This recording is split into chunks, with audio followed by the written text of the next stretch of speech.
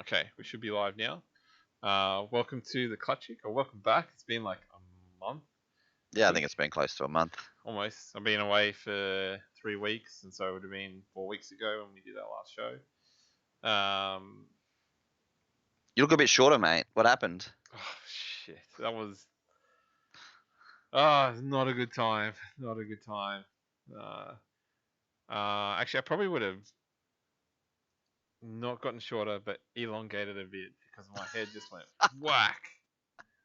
Your neck's longer. Yeah, like I'll show you a video, like the GoPro.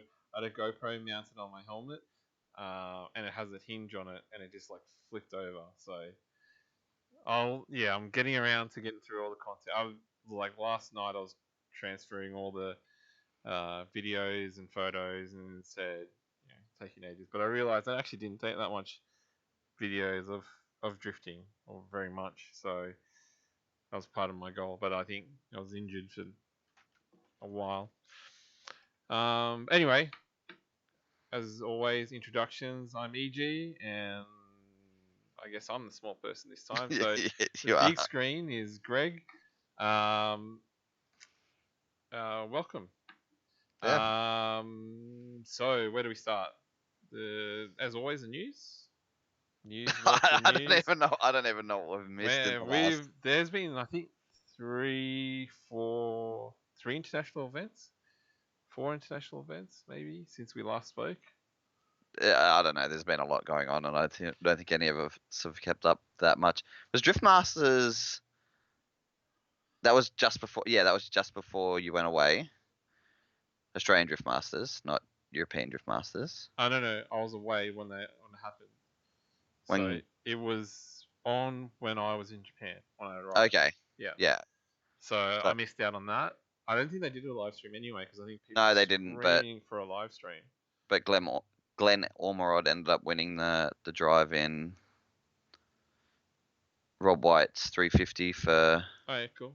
War Time Attack, In which the Corolla, wasn't it, with a rotor yeah, in it? Yeah. yeah. Okay. So he's been off a little bit, but he's still been getting around doing some figure eight events and some wet pan events in his AE86 street car, but I think that car's gone now. So yeah, he'd still been around driving, he just hadn't been doing all that much, and so now he's on track to drive a dirty Nissan at World Time Attack. I just hope he gets a decent few laps in before. You mean before the event? Yes, Okay. because I think last year, I can't even think of his name now. The guy from Queensland in the Yeah, I can see him, but yeah. Yep. only got a couple of laps at a morning session or something before World Time Attack. So Yeah. I think Glenn will probably be a little bit stronger because Glenn's also driven or had a play in one of Yates's cars at Toyota Nationals and a few things like that. So I think Glenn will probably be better equipped than. I can't remember. Yeah, I kind of Slade. No. What's his that name? that Nick. No. that. just don't pull random Nah. names out of your bum, mate. Uh, Okay. and then yeah, so that's and then of course Yates won, or should I say, of course, Yates won. Yates won the pro division of that event. Yep. And Jake Jones, who we had on one of our last episodes, even though that was a while ago, that dude's killing it, and he's 13 now. Is he? Yeah, he's doing really good. There we go. Stephen Brugman's there. Thanks, Logan. Yeah, Jones is killing it in the 13 now. So he did well at Drift Masters, and then backed it up over the weekend at they had a sort of a demo event at the Yeah. Super Sprints for V8 Supercars on the Friday night, and Yeah. The he bend, drove wasn't it? yeah, and he drove really well there as well. So two old S13s with 180 fronts in the finals, Dale Campaign and Jake. So Yeah. with Cool. RB25s, well, an RB25 of some variety. So maybe that's the secret sauce. Be from South Australia, drive an S13 with a 180 front with a S13 bonnet and have an RB.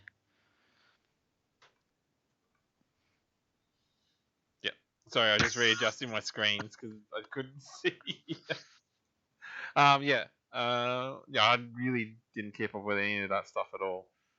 So all I saw was Jake was chasing a gearbox at one point, and then all gears, and yeah, I don't know if that was before or after the event.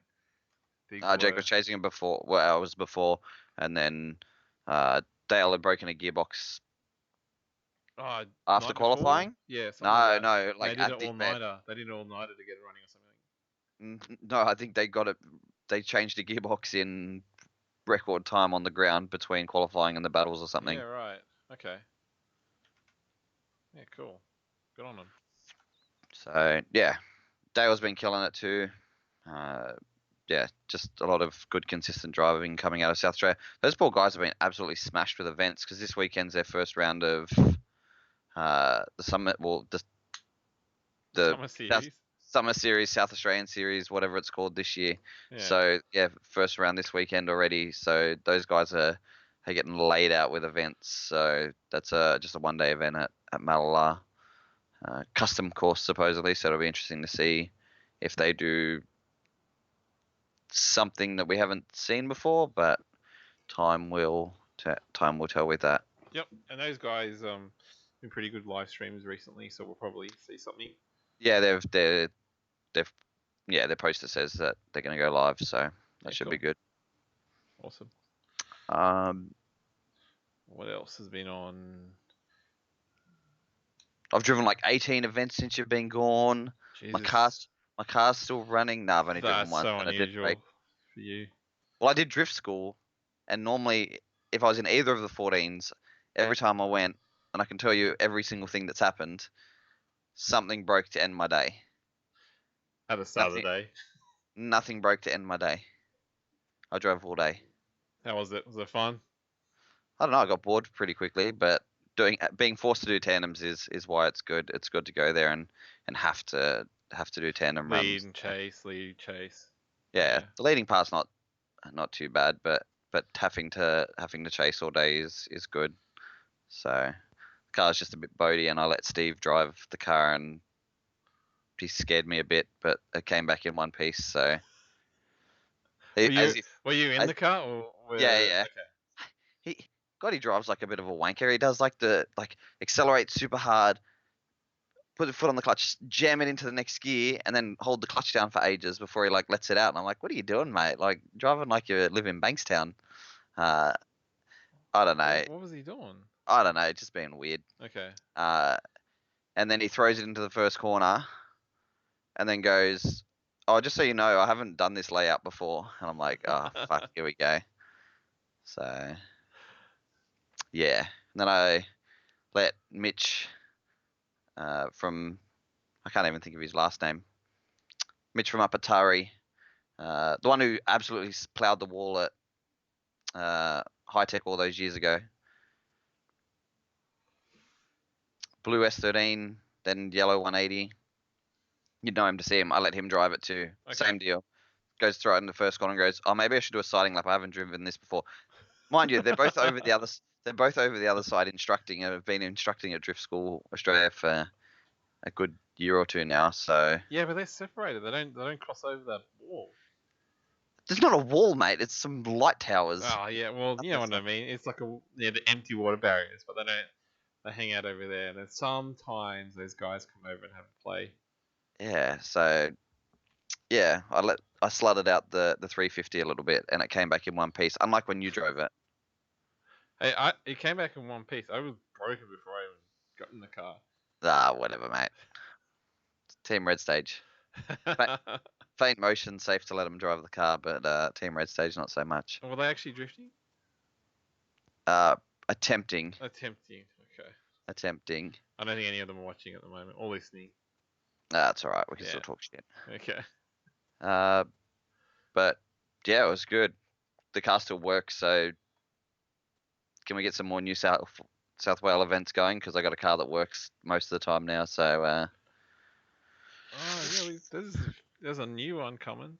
Marulan. I don't think. Do we speak about that Yeah, before? I don't. Yeah, I'm not sure if it was official. And oh no, I think it just come out just before you went away. Okay. So, but yeah, Moreland's open. We're both driving, which is a bit scary, and hopefully we don't get everybody banned from being allowed to go there because we're pretty reckless. But we shall Just see. don't It spin in front of me. That's all. Otherwise, I'll well, plow into you. yeah, pretty much. I'm not it's not a Toyota, so you should be nicer to it.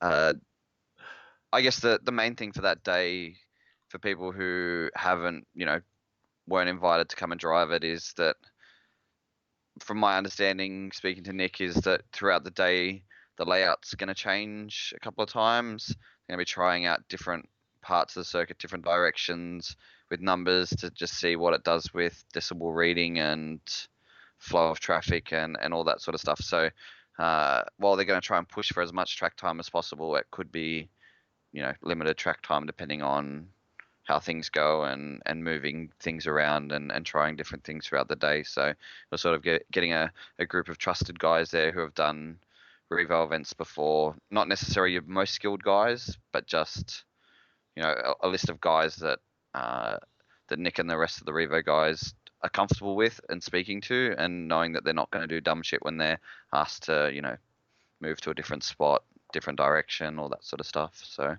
yeah, it should be an exciting event. Passengers are allowed now, so I think the main thing is if you're not driving, come down, support, and I think there'll be a bunch of us who have half cages that are going to be more than willing to take.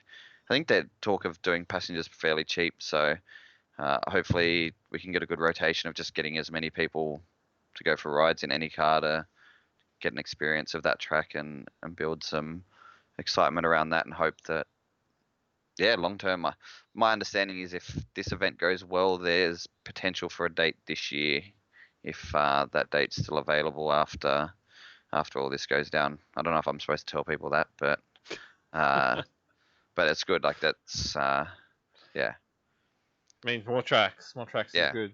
More yeah. variety, more skill. Oh, Lots of just good things. well, from my understanding, it's cheaper than Wakefield. So yeah, step in the right direction if all goes well. And it seems like a nicer facility. Yeah, we don't have the carports aren't not as many carports, but track surface is better and it doesn't have all the drop offs and stuff that uh, Wakefield does. So yeah, it'd be a good option. Bit further from home for you, but not too much further from home for No, you. it's like 15 minutes. Bit closer to home for me. So Yeah, it's really not that dissimilar. Like it's yeah. not a problem. So yeah, that's good. I don't know what else local.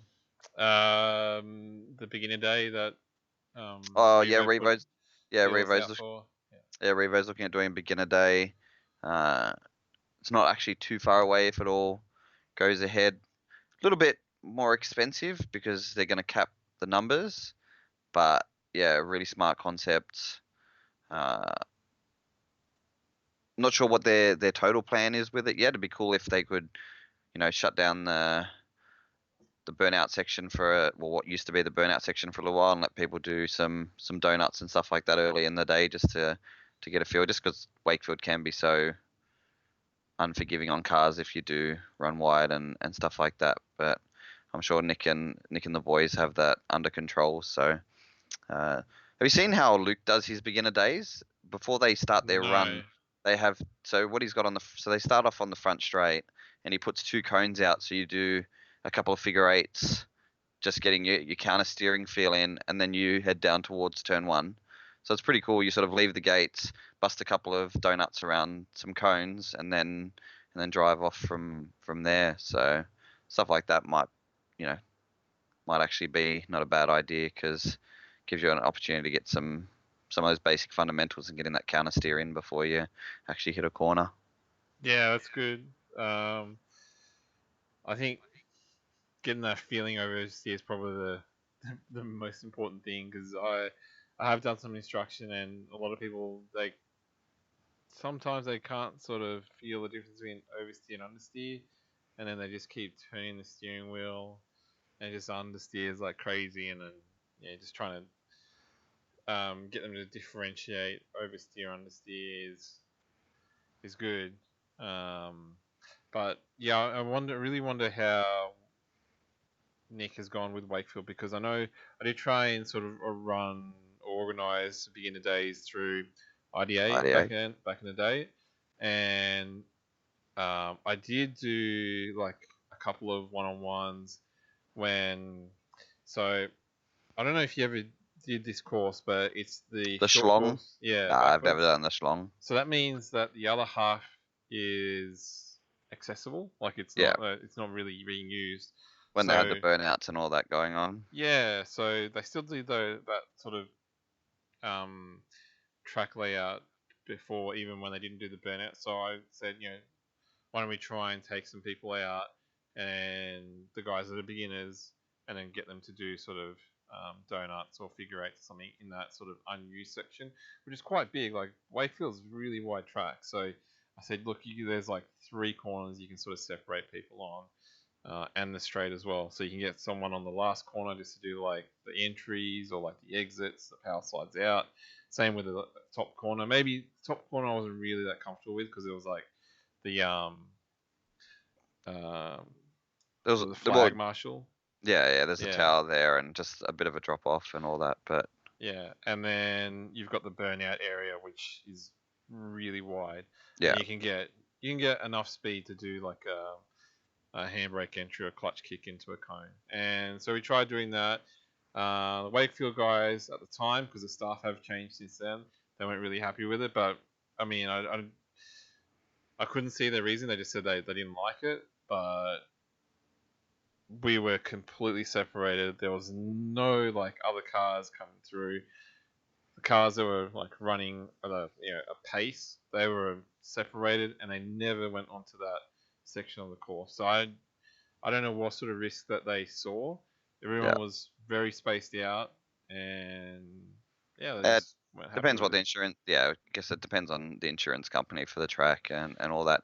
But I guess considering it's after the Marulan date that they're potentially looking at, I don't know. I haven't spoken to Nick about it, but it might even be Marulan that they're looking at for the beginner day. Yeah, I doubt it, but it might be, because that's probably also not a bad place for beginners. You could use that little peanutty section down the bottom of the front straight yep, to do some little linky drifts, and that whole top corner now looks like almost a massive skid pad. yeah. So yeah, look, definitely some more exciting things to come with that, I think, because I think that's honestly that's what lacks the most is, drift school is a really good place to start. Expensive, but a really good place to start if you've got absolutely no idea.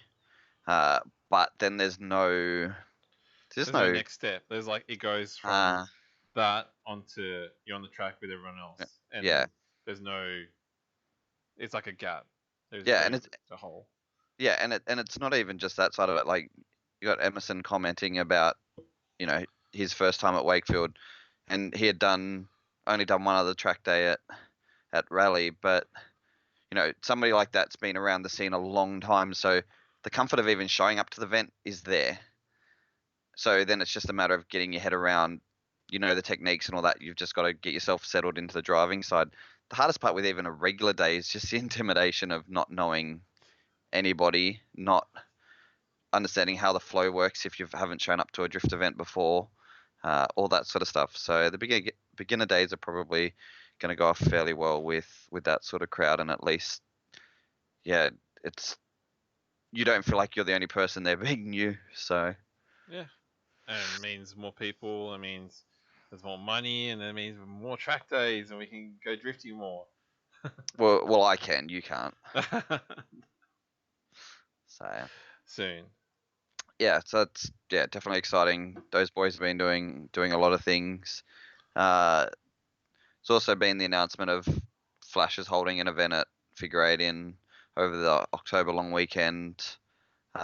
Fairly ambitious looking event. I am a little bit skeptical with the fact that there's talk of 40 cars.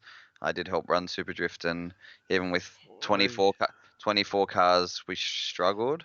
40 Uh, cars is pretty tight, I think.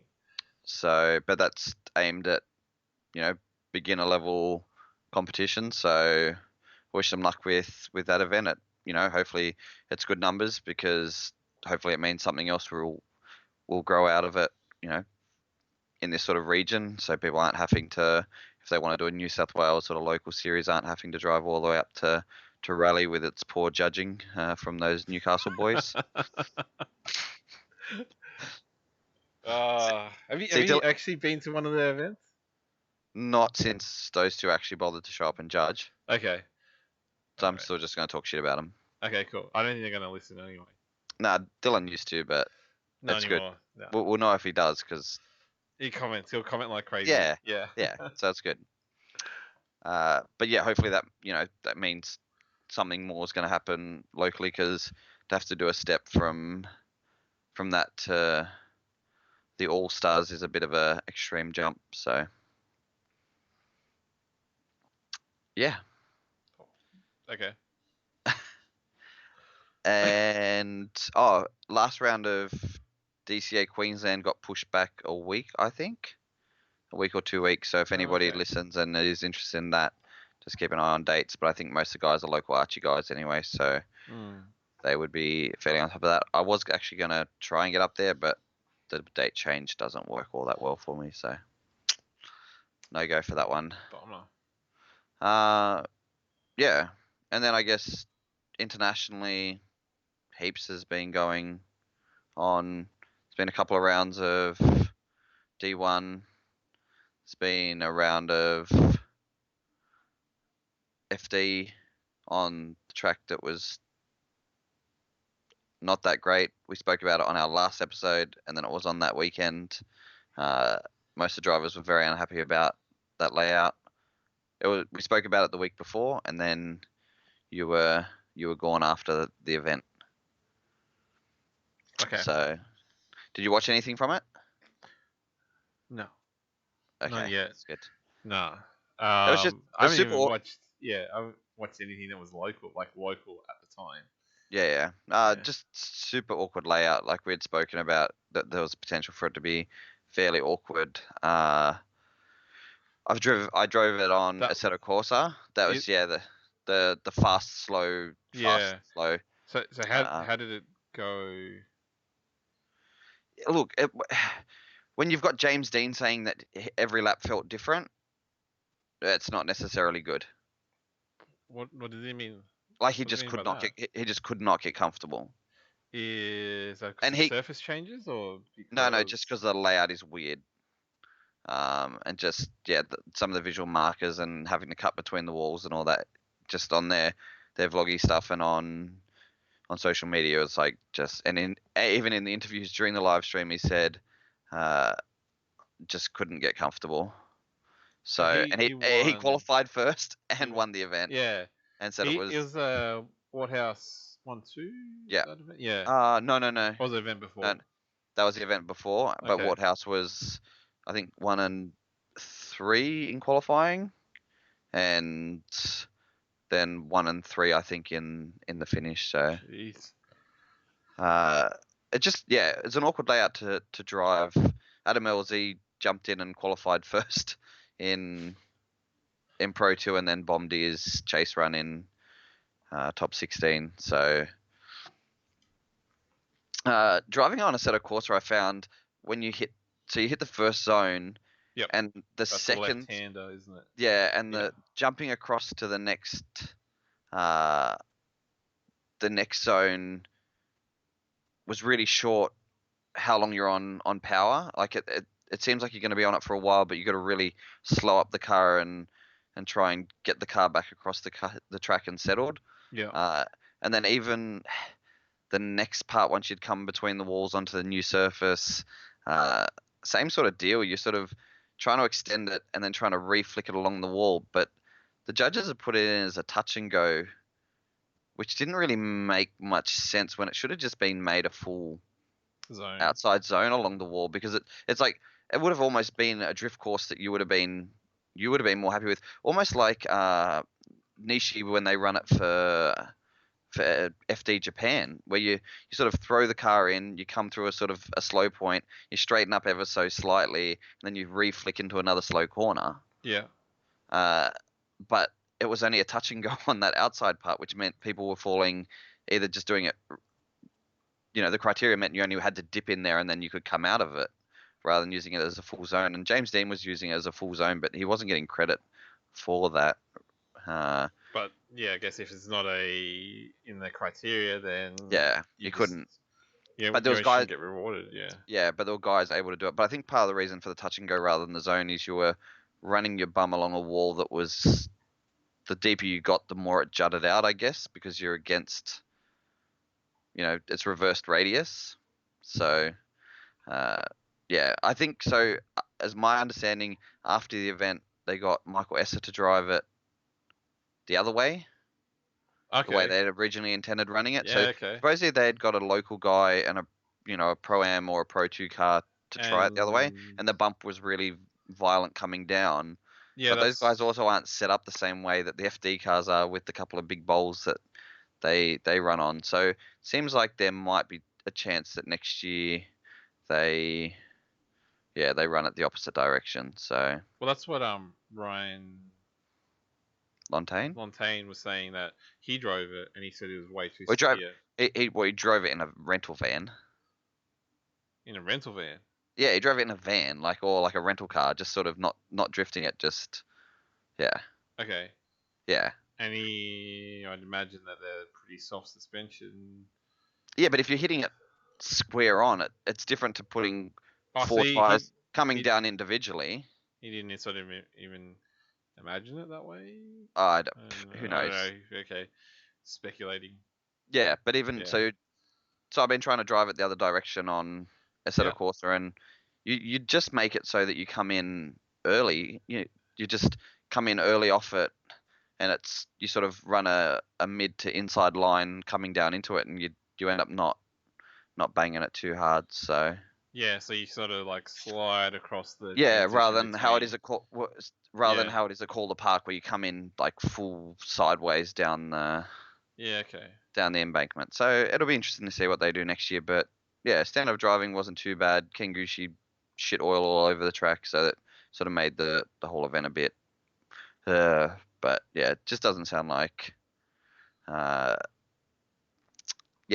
Doesn't sound like most of the drivers were all that impressed with the layout. So I think definitely Okay. things to be improved. But it sounds like that track is happy to put time and energy into making it work. So it's good. Is that a track that's chasing like their They've just been rebranded, so I think they've got new owners, and the owners are willing to put in a whole bunch of money and energy.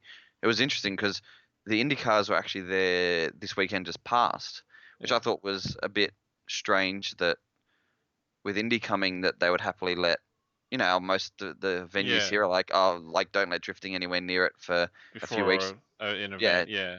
to just make sure the track's been washed and all that sort of stuff, try and remove as many of the tire marks and all that sort of stuff. And you could clearly see down the front straight as the Indy cars came around where the start line for FD was, Yeah. Right. and stuff like that. So I don't know. It's cool that they've got track owners that are that keen with it. So yeah, definitely step in the right direction. I think that's sort of where you're going to see FD land with a few of their venues, I would say. Existing infrastructure and all that. Yeah, I'm just looking at one of the runs. I think it was between Dean and Asbo. Yeah. And it doesn't That was look the final. Yeah, it doesn't look that severe. It's just top 4. No, maybe it's not Dean. Maybe it's Peter. Peter. No, it says Dean has won. Yeah, I don't know. Maybe it's almost the same car anyway. So Yeah. So yeah, I think it all comes it's down on weird looking. Like that's the first time I've seen drifting. The the layout. the layout. Driven, Yeah. and I'm not a huge fan looking at it as a drift person. Yeah. But it's like it looks like a burnout to like a tight corner to another burnout to a tight corner and another burnout. Well, the first one's not so much because you actually get an okay. The entry isn't too bad. The second one is definitely a burnout into a reinitiation, which in some ways would be cool, but the fact that it is pretty blind and it comes up on you fairly quick, so It It looks Yeah, awkward. It doesn't yeah, look. It would be so much better the other way. yeah, and that's what, yeah, on that Gum Out series with Ryan Turk and uh, Chris Forsberg, they Ryan Turk was not uh, forthcoming or not afraid in being forthcoming with basically being like, we have a winner for the new worst track in FD. So he was straight up Oh, like, this is shit. So well, I'll give him some impact points, won't it? yeah. So yeah, look, the track's trying to work on it. So yeah, we'll see what happens with it. But overall, like, not a bad event considering. Yeah, Uh, I really want to get over to an FD just to see what it's like FD round, just to yeah. see the difference and compare it to what we Well, do and what the Japanese do. so there was, with the announcement from David Egan today about him taking a step back from competitive drifting in Ireland. Uh, just I was excited about their move to the whole drift games format this year, but then I think it was sort of a bit underwhelming with what they were putting out. But with it only, the whole thing's not making much money or any money, so they don't have the resources to do crazy things. It really was, most of their content has been Dave going around with a GoPro or a camera and just doing chats with people with cool cars and things like that, and that trying to use that as content to create a media hub, I guess. And I think he hasn't had as much support from the community as what he was expecting from, and I mean the community with inside the drifting fraternity, not the community that loves watching it, but as in the community that should be using it to help sell themselves. And that's why I said in our chat today, I think FD is still doing things the best worldwide. To make drifting sustainable long term, they've done the best job. They've started small and they've basically tried to make it that FD is just a platform for drivers to sell themselves, to turn it into some form of livable income. Yeah. And they've done it the best. Yes, we don't always love the tracks they go to, the judging, the car appearances, all this sort of stuff, but they've the ones who have survived the GFC. They've never disappeared for a little while, sort of like D1 did for a little while, where it had that weird period. It's continued doing that, and I think other series like IDC have wanted to do something like that. Yeah. And they just haven't been able to do it. The US has the advantage of population. Let's be straight about it. Population is always going to make life easier when it comes to selling yourself. Because if only 0.03% of the population actually give a shit about your sport, when you're talking hundreds of millions of people, that's still a decent population. Yeah. It's Um, huge. But when you're dealing with a country like Ireland, if people aren't willing to actually spend the money, but they want to talk about it but not show up and buy tickets, well, that doesn't keep the events alive. Mm. And if drivers aren't paying entry fees, it doesn't keep events alive. So, and they don't have the corporate backing. In Australia, here, lucky, unlucky, whatever people want to think about it, that a major series is basically corporate advertisement for a brand. But similar to with Drift Australia, if that corporate branding decides to take a step back from it, it's dead. Yep. Like, simple as that. It stops. Yep. There is no continuation point of something at that magnitude at that stage. Plain and simple. Yep. I think every Um, time they've died, like every time that sort of event has occurred where the sponsor has pulled, that's it. That's the event gone. yeah, because it's not they're not able to put money aside from it. It's barely breaking even, and it's that corporate money actually putting the events on. So, yeah, and I think that's sort of the point that I think Dave was trying to get Drift Games IDC to the point where it was a spectacle. You'd go follow it religiously, like people do with Supercross in the States, monster trucks in the States, V8 supercars in Australia, things like that, and people show up every round and spend money and do all that, and that's what it needed, was the full amount of cars on grid and the full amount of spectator tickets sold. And I think because of false information and people coming to Rumours and people yeah. coming to just people coming to their own conclusions, really, it sounds like that wasn't happening, and so he's thought for the better of it all, he's just going to take a step back from it, and he did that with BDC last year, and this year BDC is being run under was bought out by somebody else, and that's running fairly successfully. Still got a live stream, still going to some unique venues, and he's still heavily involved with Driftmasters European Championships. So I think that's that's sort of where it needs to be, and may have flooded their own market by having two high level competitions, because they had the Drift Games Nationals and the Drift Games Extreme. Yeah, that was confusing. Most people don't know about the Nationals because I think it was only this last round which was their finals, which was live streamed. The rest hasn't been. There's been no live streams of it. It's just been sort of, like in the announcement when they said before what they were planning to do. So, but yeah, fair enough. And as somebody who's helped, on a minor side, run an event or run a competition series, when drivers call out for it and then you don't get the numbers, it doesn't happen again. It just doesn't work. Where does the money come from? So, and I guess that's the situation. A few things in Australia are at the moment. So, happens way too often, doesn't it? Yeah, and I just think the worst part is people look at something like an FD and are like, oh, I want to be that. But if you go back and watch videos of FD from the early days, it's super basic. Yes, the driving, if it started now, like if somebody's tried to do the same thing now with it, the driving standard would already be higher because there's just so much off the shelf good stuff to start with cars. Like, you don't have to go trying to modify your own knuckles, and Americans probably didn't even know what that was when FD first started and all that. But it's super raw, super basic, nothing too fancy. And now they have their own in-house media team and all that sort of stuff. So, but it's taken, I think, 16 years or something. Yeah, but I think they I think, to their credit, they progressed at the correct level.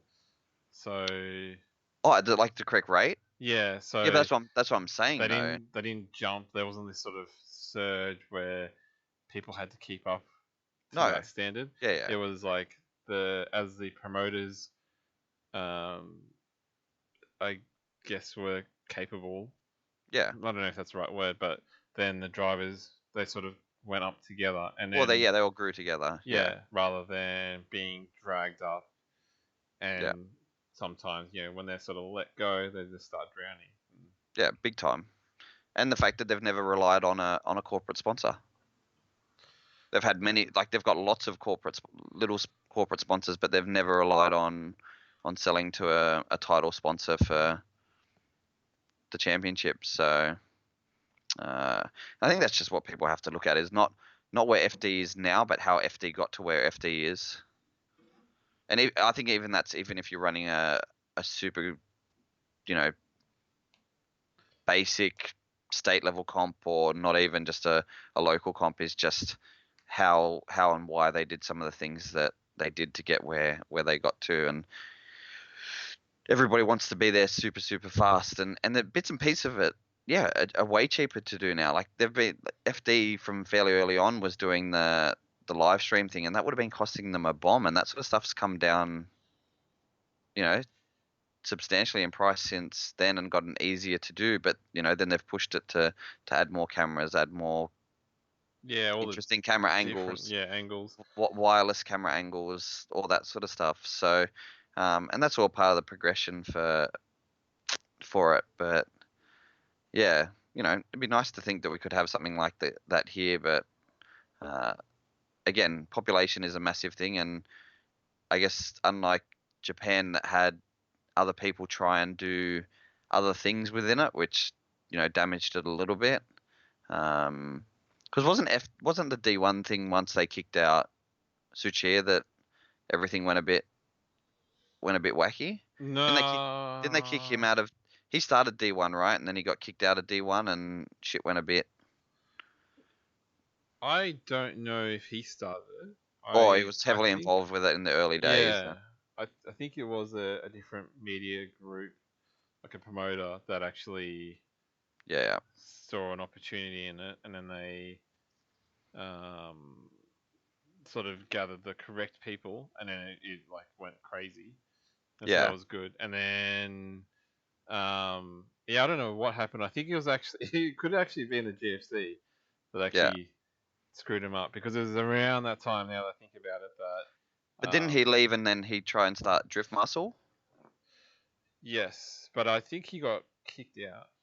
Yeah. So there was a lot of little bits and pieces like that where the US Well, with not kicked out, FD. but he got kind of like sort of put in a position where all you can do is kind of leave.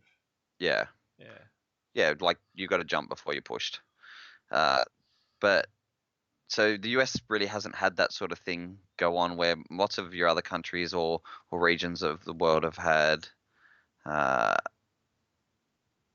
have had competition come in and that dilutes your entries to events and things like that. So it just makes it harder and harder for event promoters to actually run events when you're diluting your driver numbers. So uh, and that's potentially why things are the way they are now. Like, don't get me wrong, D1's had a massive resurgence, and even FD Japan's numbers have been huge.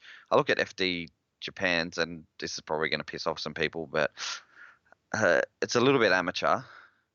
Uh, I don't know if you agree with me. Like, I mean, professional production, but driving level, probably your bottom, with the fact they've been getting between 60 and 40 something drivers, I would say your bottom 20 to 30 at least look like they struggle big time.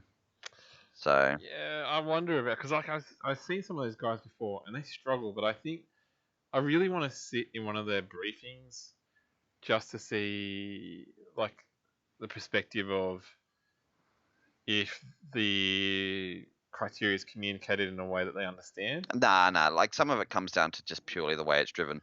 Like shit, like if you can't watch the event and be like, they want us to drive through that zone, nick that cone, drive through that zone and come out of it, the criteria thing is not really like FD marks their tracks pretty goddamn well. If you can't walk it and be like, oh, that's where they want me, Yeah, but like I don't know. Like that's just the assumption is it looks easy to me on the track, on the from this end of but the guys monitor, aren't but struggling to aren't getting all the clips and then getting shit scores. They're just not yeah, which is really managing. weird because I've seen some of these guys and they're just Yeah, not like they're not getting there. It's like fire. This guy, when I've watched them or even like driven with it, that was so much better than me, and I think I could make it. But like, how come this guy isn't making it? Like, I just don't understand why this person that I know I've seen drive before is doing really bad. It doesn't make sense. but when you drive the same track all the time, like put me on figure eight and I can do that with my eyes closed with muscle memory. Put me somewhere new and I go spearing off the track 50 times before I even know what I'm doing. So Yeah, but I wonder if some of that comes into play as well. well, like Fuji, like these guys have been at Fuji. Yeah, Uh, maybe not at um, the ski resort course. yeah. That's Um, slow course, so most of those guys shouldn't struggle with something like that. yeah, so that Unless the one, car's just set up completely wrong gearing and stuff like that. That might have something to do with it. But yeah, that course isn't very fast. so yeah, that's why I'm just sort of questioning where the problem is. Yeah. If it's actually the driver, like they just suck, and they were just when I watched them, they were just fluking it the whole time. But like No, yeah, but home but home track, most people are fairly comfortable. But yeah, at the moment, I think the driving standard at D1 is overall higher.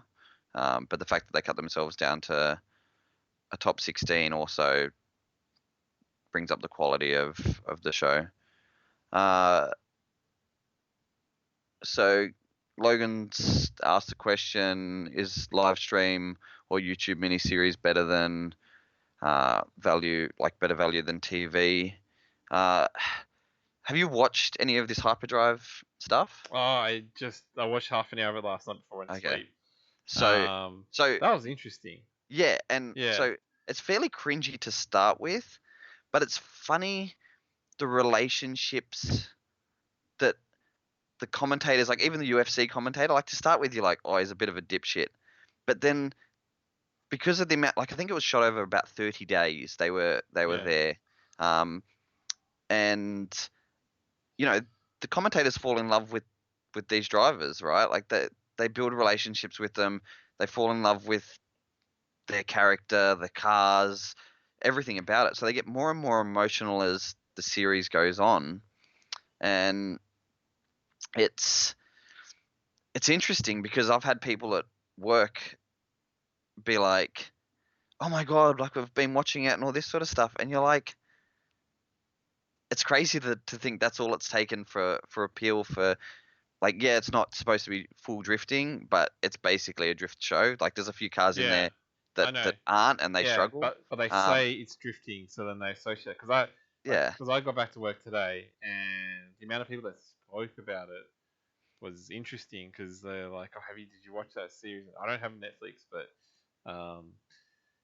so I couldn't watch it. But Netflix, I'd say, is more on that sort of internet side, not TV. yeah, no, yeah, it's Yeah. definitely, yeah, I would look at it as, but But it like exposes like people because they said drifting, they've associated that thing with oh, drifting, and then it they've come and they've spoken to me about it, which is but the more you watch it, the more you'll realize it's a lot of drift skills and stuff like that. And if you don't have them, you ain't making it very far. okay. Uh, but it's in some ways it's sort of to me shown what, and this will get back to Logan's question.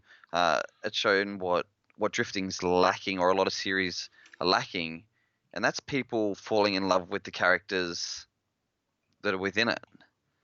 Um, like when your favorite character gets knocked out of the show, you're like, or somebody you like, or a car you're like, oh, like that really sucks.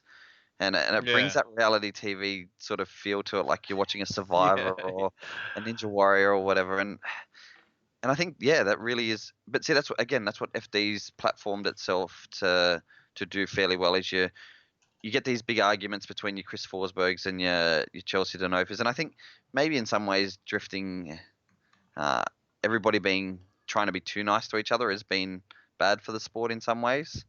Uh, Yeah, I know what you mean. Yeah, yeah, yeah. I mean from a Yeah. selling point of view. Yeah, yeah. Um, but I'm still not a fan of some of the Americans. I'm gonna put in quotes. in regard, Just like you know how like they have that sort of certain persona or type yeah, where yeah. they try and But some of that stuff's hilarious. Like I was watching, I get, Facebook's super targeted now.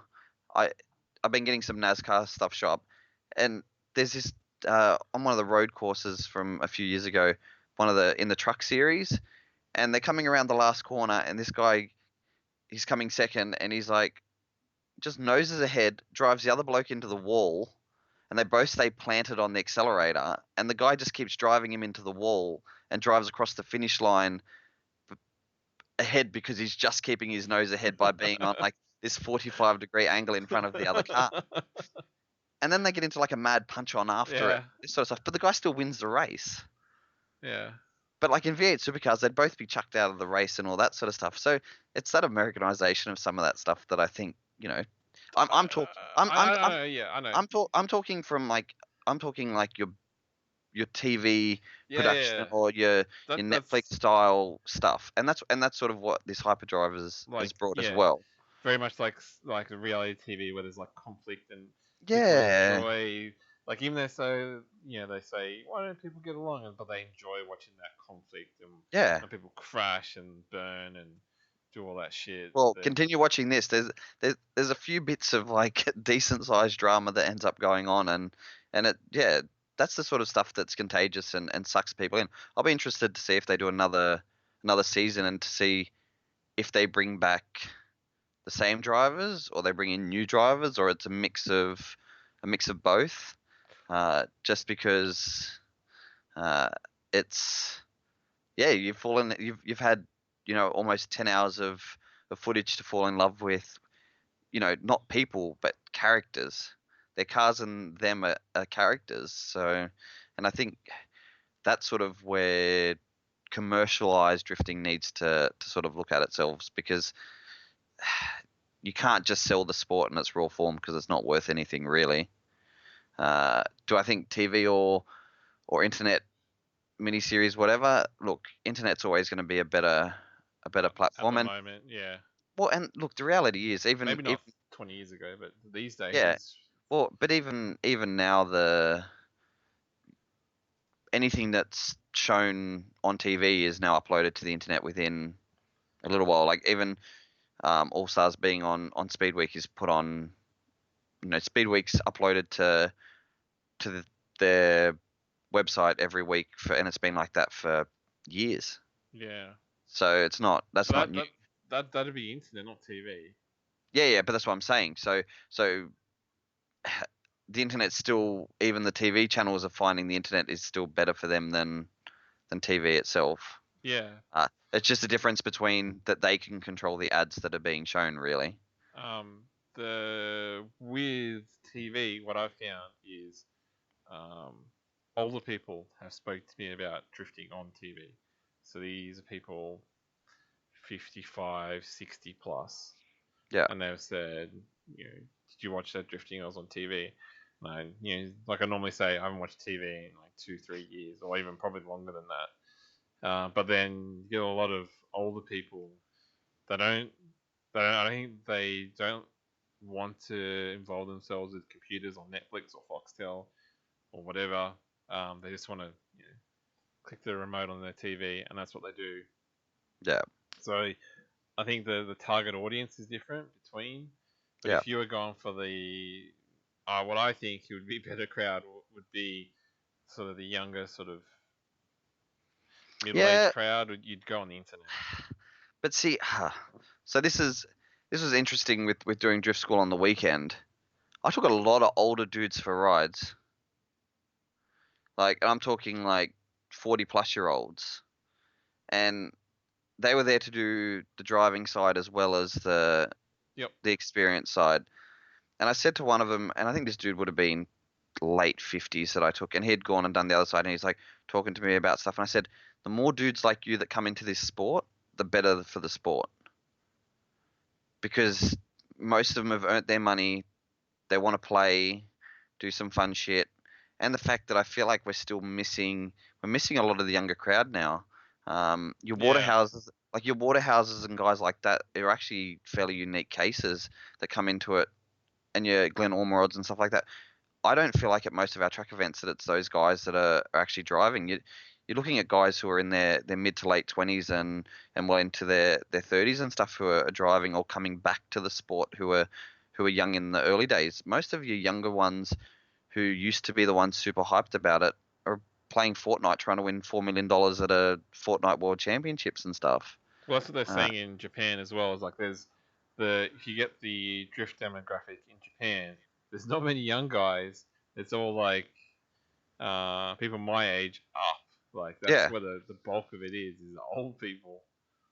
But I think it's making it more attractive towards those sort of guys, like your Flashes and stuff like that. Like, I think it's there's a few guys spoke about the freedom of the feeling of what the car was doing and all that sort of stuff. So maybe that's that's the target audience that needs to happen, and maybe they need to I'd like to get, I think of course the younger guys, and then of course of course from a skill level point of view, but I'm talking when you're trying to get marketing dollars to come through the sport. If you're talking from a corporate point of view, to sell to a sport, you, instead of trying to sell, I don't know what you even market to young millennials. This is fucking showing how old I am. But you're trying to show the latest clothing or brands that are relevant to your 14 to 22-year-olds, maybe that's not what needs to be on the advertising that's on the cars, and you need to be looking a little bit deeper and looking at your adult nappies and Jack Daniels. Are we still allowed to have alcohol as sponsors? Yeah, I think alcohol is Just no still tobacco. Yeah. no tobacco. So, Okay. All right. but that might be the sort of stuff that needs to be targeted instead, because you sort of think of it as the younger crowd, but I don't think it is so much anymore as it is, people our age and maybe a little bit younger and definitely older now. So Yeah. Still need to get the younger ones in though. Like we need yeah, of course, but those it's guys in. yeah, and you need that coming through. But if people are just finding it later, then uh, Oh. comments on Facebook. Jesus, Mitch, relax, mate. But yeah, it's just the more money coming through, the better, really. And it's the older dudes with the money, and that's sort of what it's what's needed. So people can disagree with me. I might be wrong.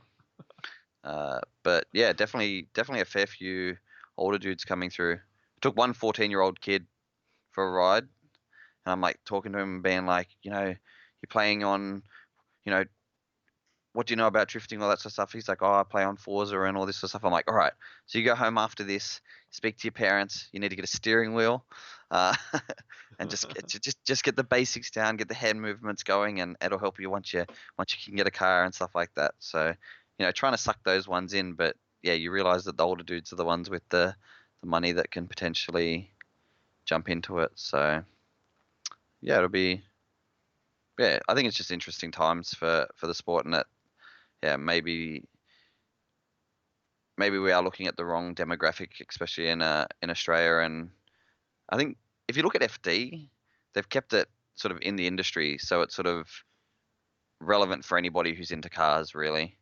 Yeah.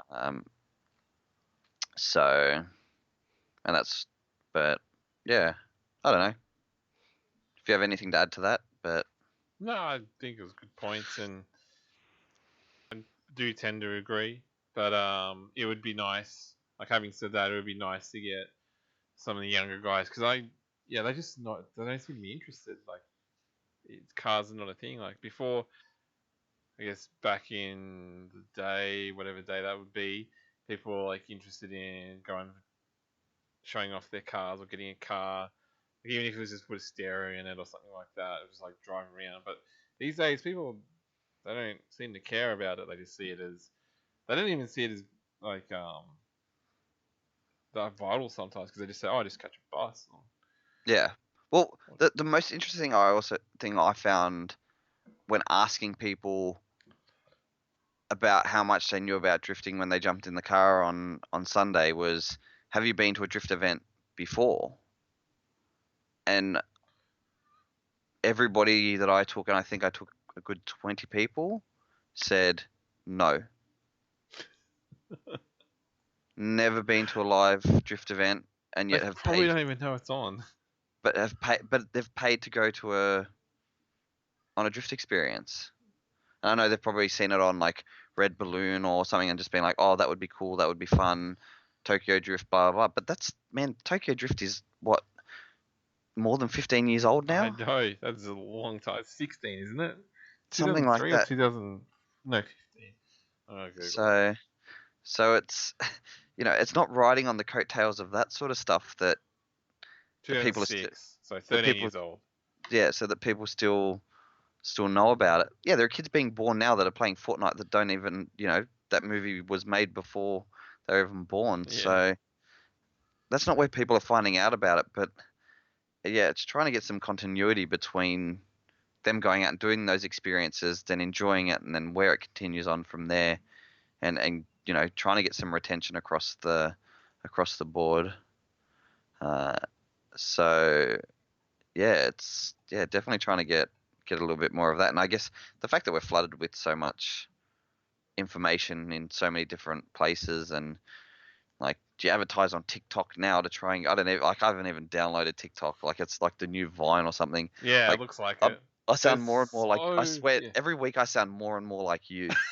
Uh, you old fuck. And Yeah. Look at all the grey hairs I came back with. I have no idea why I came back with so much grey hair. mate, that's dust from the airbag going off. Nah, I had a what's it called? No, I had a steering wheel. ZSS steering wheel. Cheap, So, it's good. but yeah, it's hard to put all that information out. Uh,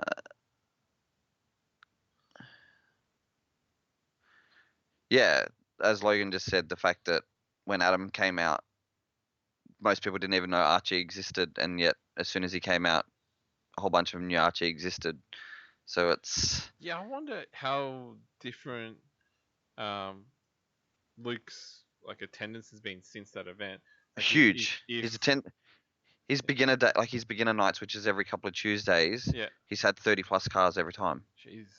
Because before I Like, don't think it was that much because no, he promoted like crazy, but now I think he yeah, only puts up one post and it's like, oh, it's full, and that's yeah, it. And then yeah. Like it's a decent amount. Like of course, some of the days are still quiet and all that, but it's definitely up on what it used to be. So even since he's started doing his own vlogging stuff, it's kept people reminded that it's happening and it's on and all that sort of stuff. So it really is just trying to market everywhere. Like you've got to be everywhere for it to be seen. So yeah, it's hard, but I think that the main thing is just trying to get retention. And look, as soon as you get somebody in the car and they get the feel for it, yeah, I think that's really when you get the people hooked on it.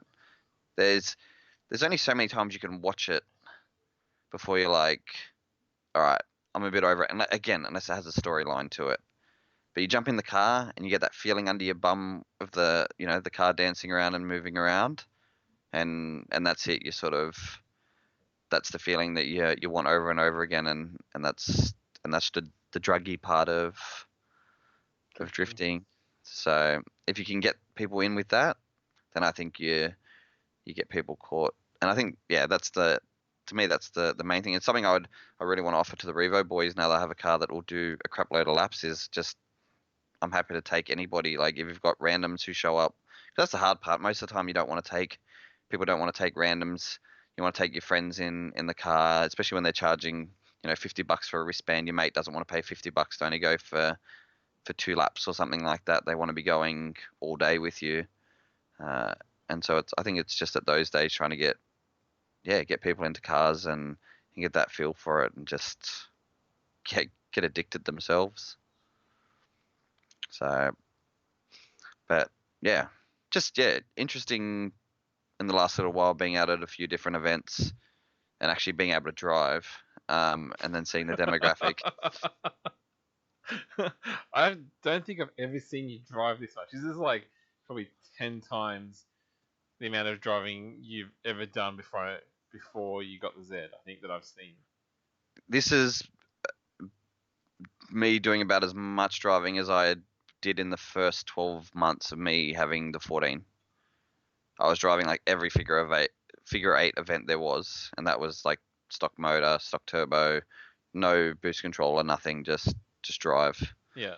So it's been 4 years since then. So It's fun. And you just go lap after lap after lap, and yeah, but it's cheap too, isn't it? Because you don't have all that power. oh, drift school chalks tires Oh, still, is it? but Okay. I was getting about 20 laps to a pair still. So, That's pretty good. but then I did a full $120 4 minutes of thunder at the end of the day, where you just try and blow a set off the car as quickly as you can. And I think I did it in about 4 minutes, where you just, at drift school, you can just, once you go out there by yourself, you can just blaze it the whole way. Yeah. And just That was a brand new pair. Yeah, Jesus. couple of minutes. That's impressive. Nah, but you can do that in any car at drift school, I'm pretty sure, because you just get the tires hot and they fall apart. So Yeah. Uh, Still, like you kind of need. Oh, no, actually, yeah, you do keep that pace going because I'm just thinking it that. flows so well. Yeah, you Yeah, could. You could make it flow differently, and then because there's that sort of the start line, I guess you'd call it, into No, the you skid yeah in. I was yeah just you skidding skid through that too. Yeah. So it just flows better than figure eight, and it just it flogs tires off it. A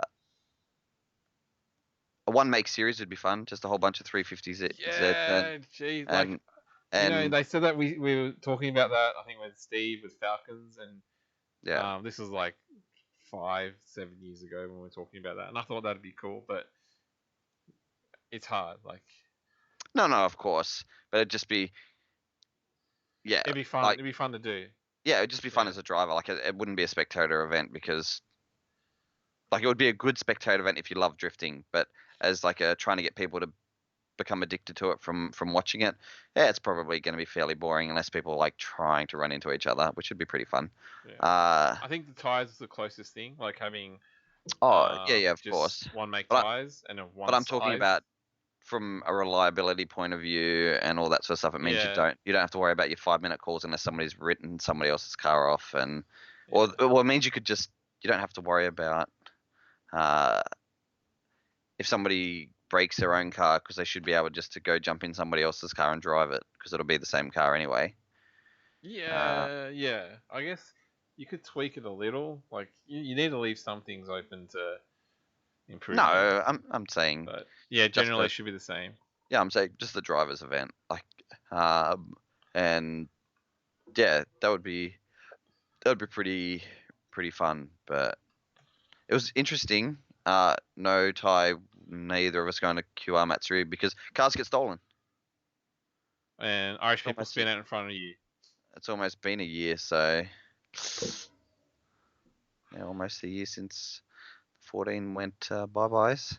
I was going to say something, and Got interrupted.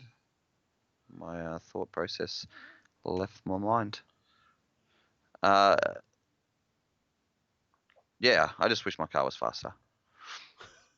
I thought you were gonna come back with Norse. Nah, I don't know. We'll see what happens. No, I want to build a silly car. Yeah, you got one like up here, don't you? I Yeah, bet big ya. time. Yeah. Yeah. I Yeah, you know got one ticking away. I know all the bits that I want.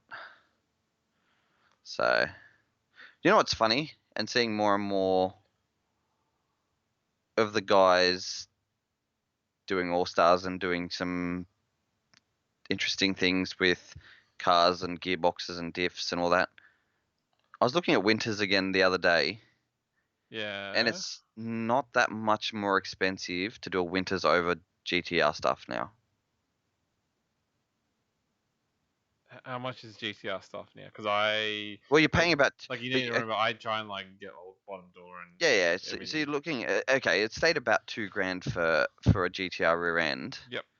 But if you're gonna want to have a couple of different diff ratios, you're looking at okay. If you're gonna buy a GTR rear end, it's worth servicing it. So you're looking at, say, I think I paid around $300 a shaft to service them. Like if you buy genuine Nissan grease and boots and all that sort of stuff. Uh-huh. And then if you get the diff properly rebuilt, you're looking at $1,000 to rebuild the diff. So So this say is up like the standard center, GTS because it's a two-way. You can get them rebuilt to do, be a good two-way. So you're looking at after you pay $2,000 retail for the rear end, and then you've spent say another at least $1,600 on getting it cleaned up. So you've spent $3,600 on a GTR rear end. Spend a little bit more money than that, probably another. Well, okay, and that's a 411 factory. If you then want to carry another diff ratio, you're looking at, I think, a 4.3 out of a GTS 4 is your other option. So you rebuild another diff, you're looking at, say $800 $1,000. $800 to $1,200 for the diff, and then if you get it rebuilt properly as well, you're looking at at least another $2,000 for another diff to have a different ratio. You go and buy Winters now, and it's around $5,000 to $6,000. I think at US it's around 3 something. So by the time it's in Australia with exchange and all that, you're looking at $6-7 grand. doesn't work out that much more expensive with the flexibility that the gear sets are only around $200 each Hmm. But have you really for the felt flexibility. that you need the option of changing the gears? But I'm talking for the guys If who, that actually are but like looking yeah, for that, but yeah. yeah, but I'm talking about your Mitch Doyles and your Dale Campaigns and guys like that who are driving lots of different tracks at lots of different speeds, uh, and just trying to take wear and tear off your cars because uh, even even the FD guys, the more I watch James Dean's coverage of stuff, they're just trying to find a diff ratio at every track that they basically don't have to shift gears, or they only have to make one shift once they're up into the gear that they want to be. Uh, and yeah, as Logan said, like your Winters is brand new. You don't need to service it and do all that sort of stuff to Yeah. begin with. You're dealing with new parts, so it's It, crazy to think but that's where we're at now. well, it's an interesting point you bring up because uh, one of the things that I did break while I was in Japan was a SR gearbox. Now, those things, for some reason in Japan, they're telling me is 50 to 60,000 Japanese yen, which is about $700 to $900. It's more than you're paying for them in Australia now. Yeah, but luckily, like we visited an up garage and they had one for 22,000. It had one thing wrong with it, which was the snout, like where the clutch back bearing carrier like slides along, that was broken. So we just replaced it from the broken box, and that was the only thing wrong with it. Otherwise, all the gears shifted, and then so we got that for cheap because it had one issue. Yeah. But they were saying that was like incredibly cheap just for that gearbox. Well, So now people are saying over there it's not worth getting like a 30-year-old gearbox because they came out. That gearbox is design yeah, was from the 80s, yeah, and that's when they were produced. They started producing this in the 80s, and now, yeah, 30 years old. They cost $900, like $700 to $900 on average. And if you keep breaking them, because everyone's got more power, it's you break three with everything else that's involved. You're looking three grand plus, where you could have got a stronger gearbox. yeah. Out of something Uh, more modern. yeah, Yeah, which and is, and then so they're saying that now they're getting um like aftermarket whole. I don't know what they are. Yeah, I can't remember, but say like even sequentials, they're saying that they're gonna put them in cars because it's like it's just better. easier. It's better. Well, like it's stronger. It's easier to get. It's new. It's just It's not financially better. unknown. Yeah, Yeah, it's not your unknowns.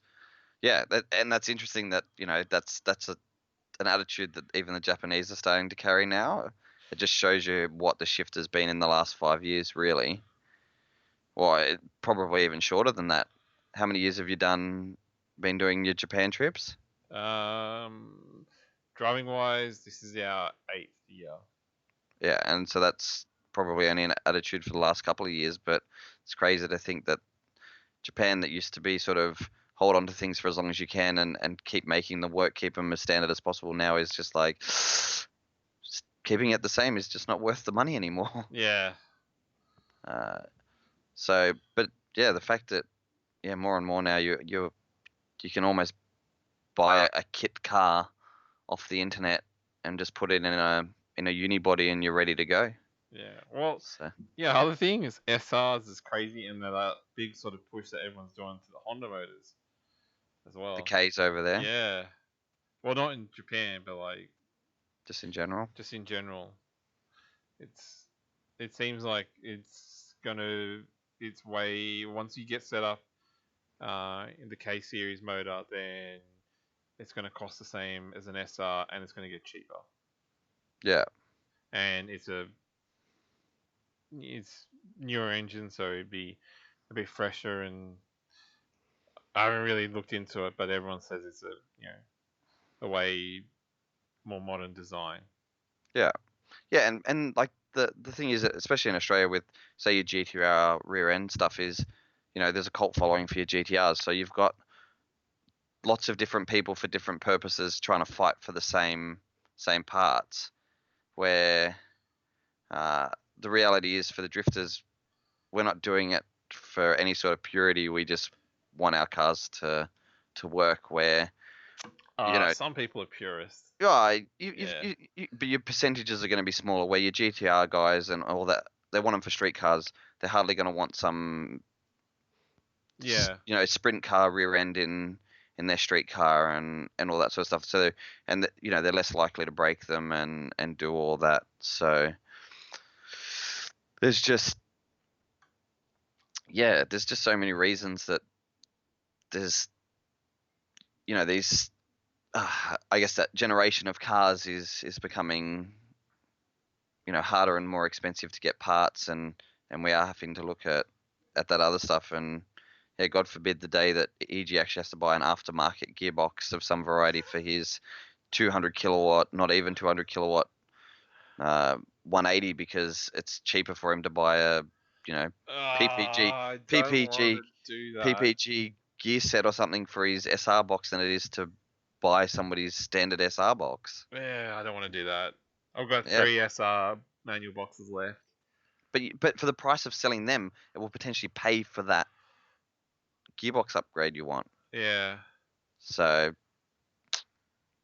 But I've got 3 SR cars at the moment. you can just swap the gearbox between the cars depending on which one you want to drive. If it's quick enough. See? Yeah.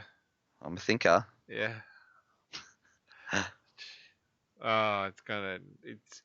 Yeah.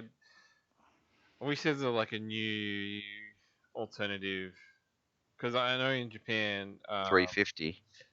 and America is that, but not here. It's too not. expensive. It I got doesn't. Yeah. I've gotten pretty lucky with the one that I blew up and the second one that I bought. I had a mate. If I had sort of known that this was going to be the craze years ago, he had a black one 03 with the ugly orange interior, and he sold that for dirt cheap 4 or 5 years ago. Like, it was under $5,000 Yeah. Wow. because it had high Ks and all this sort of stuff, and just Yeah. like a bit rough around the edges. Where they've all jumped back up again, and you're looking at over $10,000. Like, you've just got to Yeah. sit and wait and hope. Like, I know. I think I had a quick look the other day. It's like the cheapest one was $7,500. yeah, it's not a bad price, really. Yeah, but that's not $5,000. I think I'd still go an XR6 Turbo for $5,000. Yeah, yeah, And they are starting to get that below. Well, started seeing them below $5,000 now. I don't know how well they run, and they're pretty high Ks. But I mean, if you're just gonna put them on trail or even just drive them to the track, yeah. just bang around the track with them, that's pretty good price for performance. Yeah, and just to go out and just keep driving and driving and driving and driving. So, Yeah. and yeah, I guess it's in some ways the evolution of it all too, is the fact that the pro level stuff has gotten further and further away from your grassroots style stuff, and I hate using that term, especially of late. But the fact that gap has opened, to me, is a good thing that it's opened, because then people are way less conscious of being like, I have to have. We had the missile crisis, but the missile crisis was all about having a JDM car that you smashed. Where Oh man, that was dumb. Like, they just didn't get the idea of that. yeah, but you know what I mean, like that. Yeah. And when so it had to be like trendy, but you smash it. Where now, yeah, Archie's a perfect example of the fact that so many people are happy to show up in their pretty basic cars and do that sort of stuff. I think even Wet Pen on the weekend, somebody told me that there were guys there in Falcon wagons just trying to smack the wall in on Wet Pen and do that sort of stuff. So it's just, yeah, it's good to see the difference. 4 doors for more mates, AEG. Is that what the saying is? Well, I don't think the other saying actually happens. No, definitely not. It's like all those memes that are like, oh, your loud 30-year-old Nissan picking up all the, you know, you think it's picking up all the girls or whatever. Yeah. No. But yeah, I don't know. Be interesting to see where it all sort of heads. But I think I don't know where all this went to, but I think yeah, overall it's just more and more just getting population through it really, and I think just more. It's not even about beaters tie. It's you can still have a tidy car. It's just a matter of choice of car that lets you do lap after lap after lap.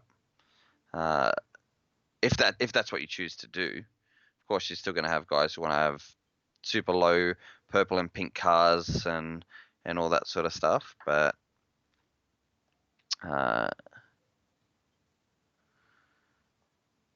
yeah, I don't know if there really is a power race. I think some of those guys are still stuck just in the FD mindset. Messmer this year's proven that making your car as light as possible and your power to weight being up makes a car quick. So Yeah, especially cornering as well. Like it just makes it handle better too, just being a lighter. yeah, I'd honestly be interested to see him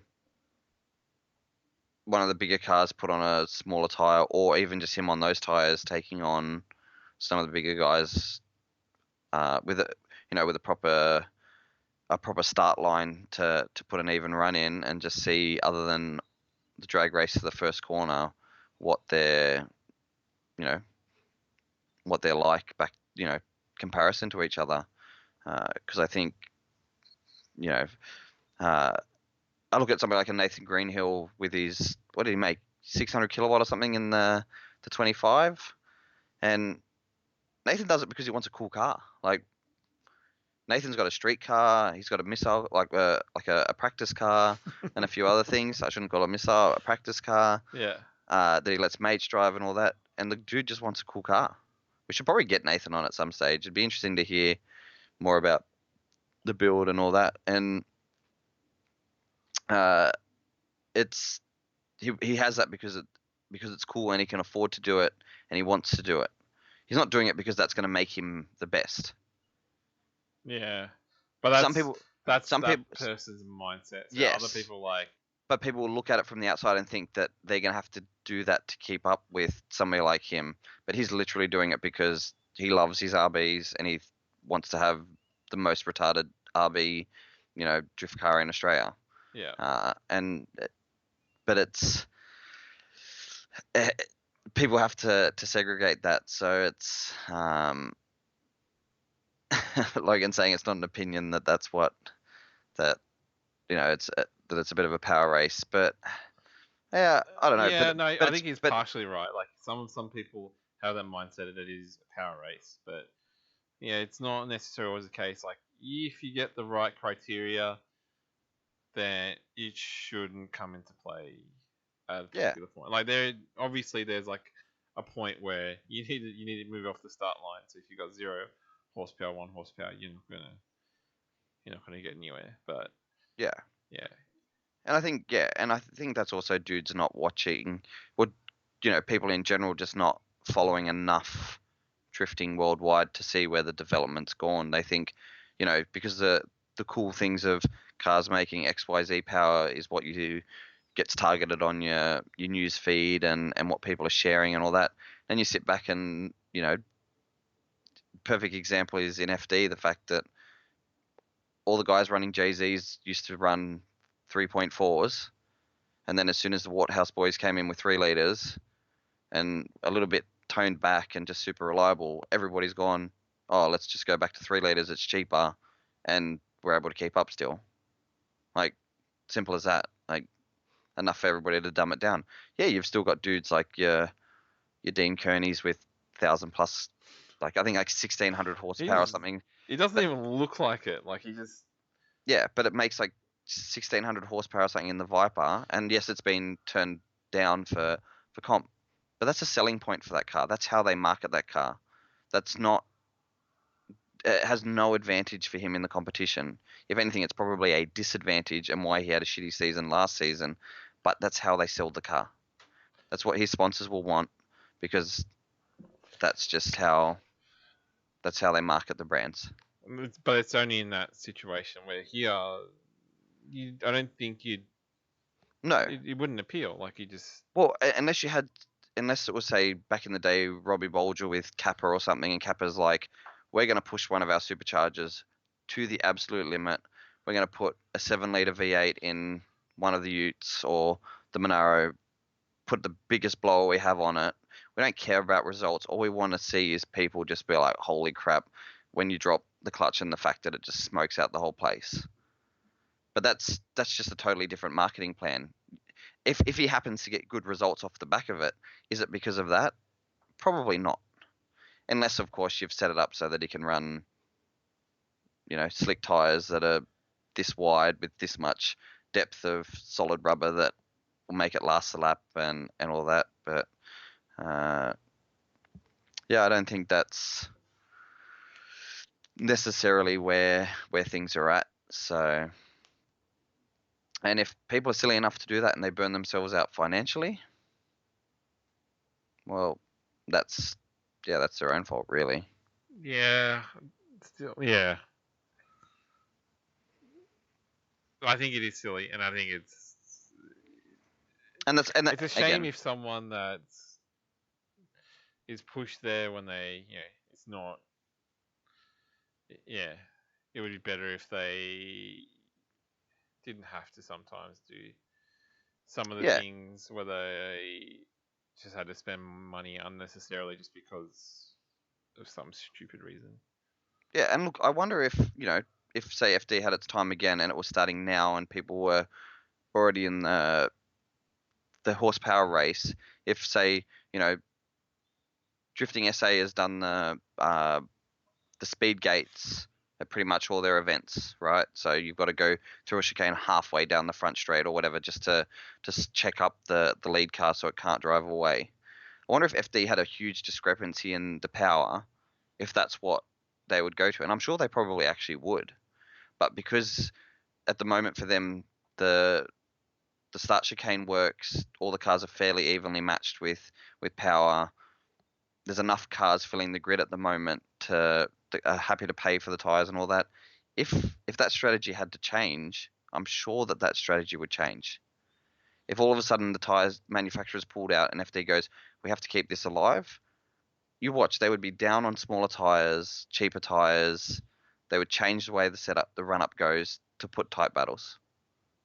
Simple as that.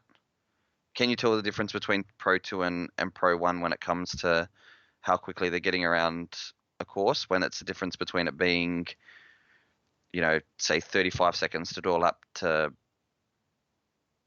maybe 45 seconds? Not really. Do people care who are spectating? Not really. No, they So don't. They just want to see smoke, really, so and crashes. So that that stuff would all change, and I think that's just catering to your demographic and what people can afford to do. So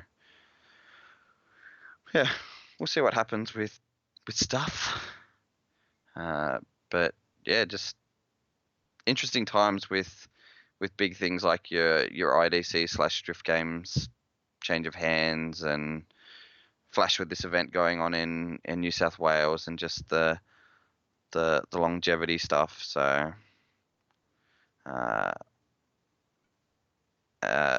but yeah.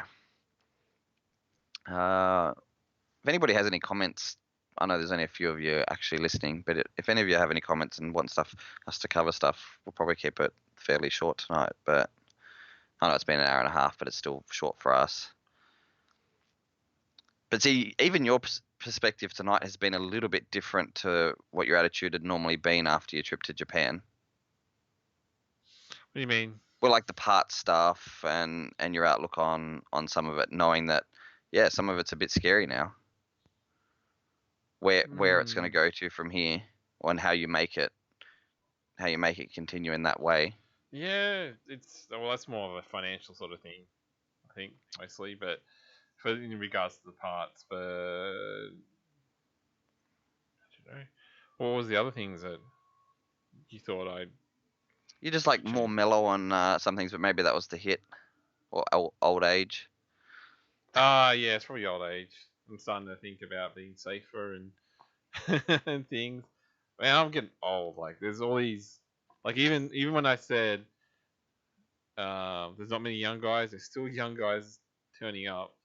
They're far out. They've got so much skill. And then you ask them how old they are. I'm like, oh yeah, I'm 16. Like, Jesus, that's only been drifting for 2 years. I'm like, wow, that's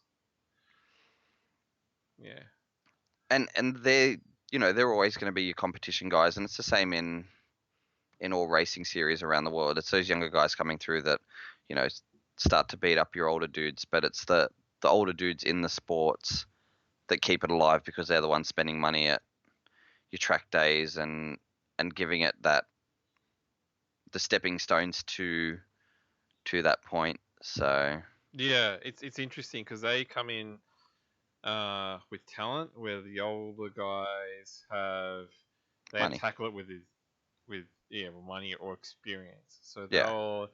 it's like just watching well, for example, the Kev, Yeah. like um just the way he tackles things and the way he sort of works things out is a lot different to someone who's younger. And it's just interesting to see how they both approach like a competition or like a drifting as Because well. he did well at G1, right? As well. Um, I can't remember where he placed actually. I feel like he qualified well. Yeah, actually, I was looking at a photo of um, qualifications. Where was it? Just give me a moment.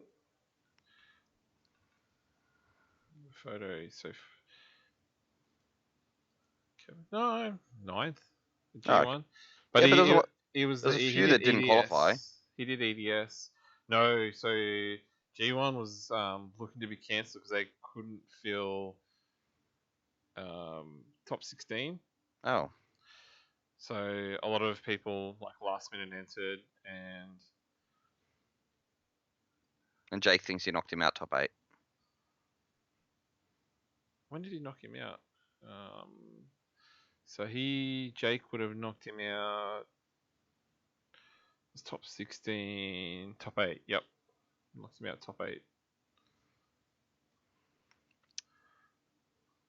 So So Ty, I think you're getting Drift Games and European Drift Masters potentially mixed up a little bit. European Drift Masters last round was pretty fucking cool. It was like some old like iron mine site, and they just had these old massive like dredges and like old school like diggers with like the rotating buckets oh and yeah, stuff that's around cool. the outside of it, Yeah, and it's just like it was just a big patch of tar. Must be used as like a park or something at times. And it like a sort of car had like park or no, like a city park style sort of thing because it was all tarred, and then it had like tiered like auditorium style like seating, but like not seats, just like steps. tiered. Yeah, but like for sitting on and like watching concerty type things and all that. So, yeah, cool venue. Yeah, okay, But really have to like watch this stuff. yeah, I just watching Yeah, a but little bit. playing when you're doing some work, but Yeah. I don't Well, have yeah, that you saw my luxury. setup on the weekend with Yeah, I did. supercars going FD and D1 going at the same time. Eventually, I turned off FD Japan. Uh, yeah, it's interesting that people say that Drift Masters is shitting all over FD. It's just so different, and Ty's gonna have a different mentality towards it because you've been over to Europe a whole bunch of times now, and that's partly your scene as well. Uh, Yeah, that's why I want to go to these rounds. Like I want to go yeah, to FD, go Drift Masters. Like I want to actually see and just to see the perspective of like a spectator, a driver, official, like just to be able to understand it better. yeah. Uh, but I think it's all as good as each other. Like really, it just comes down to the vibe of the event and the way the drivers interact with each other. Simple as Simple as that, and how well they put the content out of and tell the story of each of their series. European Drift Masters, of course, is going to be more attractive in some ways because it's Europe. So you're like, we're in a different country every week, even though geographically it's way It's like closer. 50 k's away. Yeah, it's way closer than any FD round is to each other. It is probably less distance that we cover in Australia. Yeah, Yeah. almost guaranteed. But it builds that sort of hype. It's why F1 seems more exciting, but yet they do a crap load of European rounds and they're barely a stone's throw away from each other. So that sort of stuff helps build hype. So you've got all those different countries and all that sort of stuff. FD US, if you're an American, would probably be a whole lot more exciting if they put, state flags on the side of their cars instead of being like, oh, that's an American driver, that's a Italian driver, that's a whatever. Because then all of a sudden, it's not just a whole bunch of Americans. You've got them from their own corners of their own country, and you tell another story, and that's where their fans, do get behind their locals and stuff like that. So, yeah, and let's be real, the same guy is going around and dominating both series. So, He's a really good driver, though. Yeah, simple as that. Yeah. He's just a good driver. So, how can you say one is better than the other when the same dude's winning them? Yeah. Like, simple as that. So, I'd love to see him go and do. I'm not sure I'd want to see him go to FD Japan, because if he showed up in either cars, I think he'd walk most of the guys. I'd love to see him go do D1 and have to do DOS. I think with Daigo and Nakamura. I don't think it'll be fair, because I think the reason why those guys at the top always do kind of well is because they have experience with DOS. Yeah, of course. And then, because you look at Charles Ing or NG, yeah, it took him a while to figure out DOS, and now he's actually qualifying because he's sort of had to go through the rounds, get the experience to try and figure out how his movements would score with DOS, and now he's sort of figured out what it is. Yeah. And as much as it'd be cool to see, you probably need to wait a little while to see like a good result. But yeah, if you had that, I'm interested to see how you do. Yeah. But again, there is so much drifting that goes on. There's just so much, like, simple as that. Shit, like the fact that it's on Netflix now in some capacity is just. It's cool. I can't believe how many people talk about that. Like, as soon as I got back, it's just like, oh, have you seen that show on Netflix? And I'm like, no, I don't have Netflix. And there's so much drifting on there, even though it's not. No, it's just keep watching and you'll realize it's like without a drift car you're pretty much fucked. Yeah. But I don't want to give out spoilers, and every time I see that red S14, I'm like, I miss mine. The rally guy that. Yeah, Fielding Shredder, who does Texas Lone Star. Okay. He's one of the guys that kind of put me off. Really? Yeah. He's like, I just kind of like look away whenever he's on. No, I keep watching it. Like, yeah, he's Why does he get fired up? Is he? No, he's just retarded. Like, he just drives like a spastic. It's just funny. So.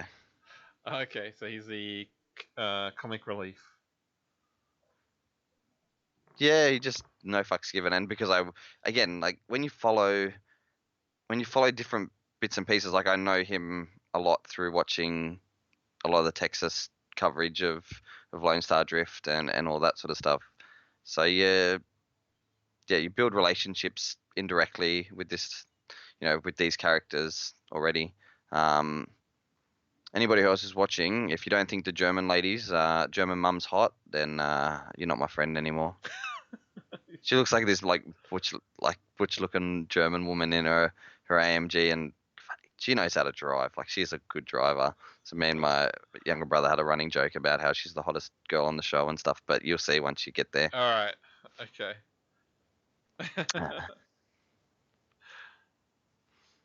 Shortest S14 on hyperdrive. He brights off the rear end of the car.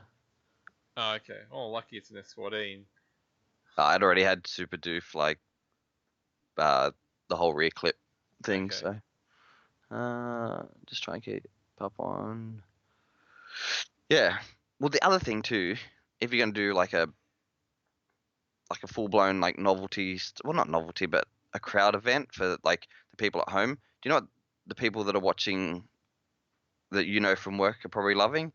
The lights and like just like the atmosphere of the event and the flashy lights and stuff being knocked over and I all that sort of stuff. I think it's that, and it's the fact that it's like all the other reality type shows. Yeah, Like it's yeah, got that formula which uh, the general people like, if that makes sense. So this sort of crowd, like you look at that, you look at Survivor, and it's like it's not the same theme, but it's like the same sort of the way that they play it out, yeah. and it So, just gets them hooked. Like so, I that's was, they got the so right formula. I was actually thinking the other day. No, Ty, not the Polish chick with the fakes and the ugly lips. I mean, like the German mum with the husband who's driving as well, like the full butch looking one. You can post a Uh, pic. Actually, no, you can't because this is nah. audio, primarily audio thing. Yeah. Um, it'd be really interesting. So just down the road from me, there's like a hall, and they've got like professional wrestling happening there now. Like they do it every couple of Saturdays. They have like a pro wrestling round there, and it's just being done out of that hall. What I wonder how it's like not scripted as in the driving being scripted, but I wonder if like telling drivers to shit talk each other and all that, they can go have beers after the event, but how marketable some proper shit talk and stuff like that would go. It being like a bit scripted but not scripted would go. Like permission to do that sort of stuff and everybody knowing that it's all good to do it like your WWEs and all that alike. If that would appeal more to the masses. Probably. Yeah, it would be interesting to see. Like as a driver, you're like I couldn't give two shits about that side of it. But if it was to make drifting a job, uh, yeah, it But would I be think, interesting. yeah, you'd get the bigger crowd, but you get a certain crowd. Yeah, of course. Yeah. Yeah, yeah. But that's when you draw your kids in and all that sort of stuff too. Yeah. Well, I think it makes it easier to understand. Yeah. So that's probably why, like, in most, like, even on radio, like, you have two people, and then as hosts, and they generally take one side or the other, and then they sort of Yeah. argue a point, and then people seem to enjoy it more rather than people saying, "Yeah, I agree. Yeah, I also agree." So we both agree, Oh, and then it's like, "Oh, jeez, that's this will be our last point, and we'll probably start to wrap up here. I know you didn't watch that round from Queensland because you're away. I don't know if I should bring this up. There was contact after the finish line between two drivers. One driver wasn't happy. Well, it was supposedly unintentional contact between two cars way after the finish line. But there has been stuff like this happen with that particular driver in the past. And yeah, finally a couple of drivers got fired up in interviews, and it was game on." yeah, it was good to see. Like I don't know, I got excited by it, and then they had to rerun and go drive again, and it got fairly hot and heavy, and yeah, at the end of it they tried to semi patch things up for the audience, but I don't think it was worth trying to patch it up. Like there was actually Yates and Botcher have a rivalry. It was cool. It sounds like they've still got beef from ADGP days as well, and it's, honestly, it's fucking cool. Okay. Like, uh, yeah, I don't know. To me, that's cool. It just adds Yeah, another layer to it. So, but and it was genuine too. yeah, was it? Because like, Yeah, well, no, I nah, don't. Well, I mean, like, nah. it, You should, it, it is genuine at the time, but yeah, but that's all we see. We don't need to see the rest of it. yeah, Like, okay, that's part of the story. yeah, And if that's your initial reaction, then that's genuine. yeah. So, yeah. So It did make it better to watch. so Okay. Well, so so we need WWE of drifting. well, okay. That Let's sounds do it. interesting. Well, Glenn Atkins was up there and he said there was big tension in the pit. So it's good. Honestly, that stuff is good. I don't think people Well, need to be encouraged to mend those bridges at the end of it. I know there was run-ins the year that I did that series as well between one of those drivers and another one, but that story gets left untold. This year it's been told a little bit more, and yeah, like. But again, it's that story being told that's more interesting sometimes than the shit that's going on track. yeah. Yes, Yeah, yes, yeah, yeah. yes. What happens on track leads to that, but yeah, it's those stories that do definitely make it more exciting. Well, And even all the Chelsea Denofa and Chris Forsberg stuff that happened with FD, like it just makes it more interesting. well, yeah, you look at it online and anything like that sort of conflicting, you get so much interaction with it. Yeah, And then, because I think I did see a post about Denofa and Forsberg. I didn't yeah, read it, but it came up in my feed. Even though like I don't follow FD. I don't follow most like Forsberg. yeah, I think I do follow Denofa, but otherwise, yeah, there's not much reason for it to come up, yeah. and it It does was because everyone was commenting and sort of had yeah, their and having opinion their about opinion things. on it. Yeah, It was between Yates and Botcher. Uh, and the funniest part is with some of that, if you don't follow them outside of FD, they were doing tandem runs together at Grid Life over the weekend. Forsberg was in his four door, four seater, like, promo ride along car, and Denofa was in the Pennzoil demo car for the RTRs, and they're doing tandem runs with each other just for fun. So, you know, but I'm sure they'd happily talk shit about each other when it came to the other side of it as soon as it comes to comp. But as soon as it comes to just getting out there and driving, they'll just get out there and drive. yeah. But again, that's not that exciting. But the next time FD comes around, everybody wants to see them drive together. Yeah. So yeah, more drama in drifting. People like less drama. It's got to be like oh man, they're but it's so got to confused. They yeah, are but so it's got to be like it's got to be more drama as in don't feel like you've got to be everybody's friend, but less drama as in putting the sport at risk.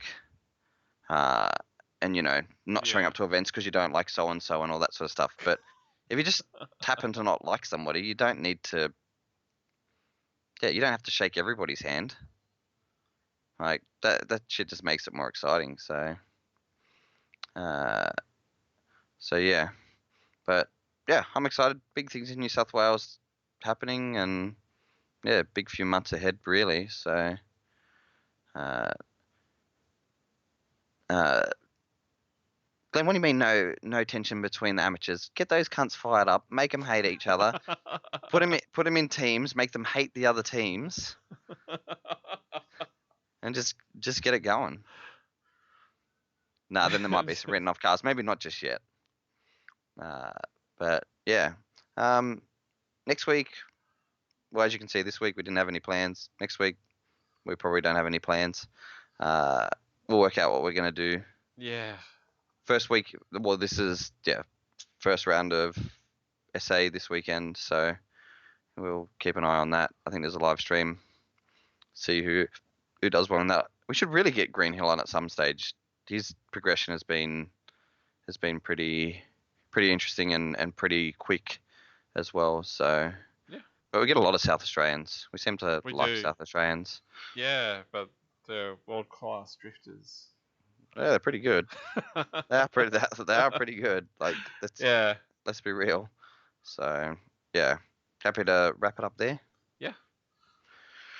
All right, thanks for listening, guys, and we'll catch you probably next week. We've been off schedule. Pretty If anybody wants to cranky. pay us to do like weekly things, we'll get back to doing every single week. But some weeks we're just Yeah. like we're too old and we need our retirement village isn't happy with us talking this late at night. So Oh yeah, like last. No, actually, last week was personal, but the week before, like far out. That was painful. Yeah, that was after your accident, so that's fair. And then if you go back, we need to find that post to say. Well, I think it was on Maximum Driftcast discussion where they said the Irish are the best drifters in the world. And like, fuck no, they're not, because there's an Irish guy that spun in front of them. Like, There's just no. one who's the best. Well, there's a couple who are pretty good. Yeah, I know that they're, but not Irish. No, you can't sort of say in general. No way. All right, before you offend too many people and you end up with the whole Irish community in Australia coming after you. Ireland, Australia, and Americans, I think, are after me now. So Yeah. maybe Koreans. I don't know. Maybe I should say that Korea was before. I can't remember. Yeah. Yeah. All right. Well, let's wrap it there. And I think Jai said do high five, but We I don't know can't where- because I don't think it works. Does it work? I can't. I don't know. I'm just touching you somewhere. Underneath. Groping me. I know. Yeah. Yeah. Okay. All right. All right. We'll catch you guys next week. Maybe. See you guys. Oh yeah, I'm in control this week. Yeah, you are. So don't talk about stuff before stuff finishes with stuff. 34.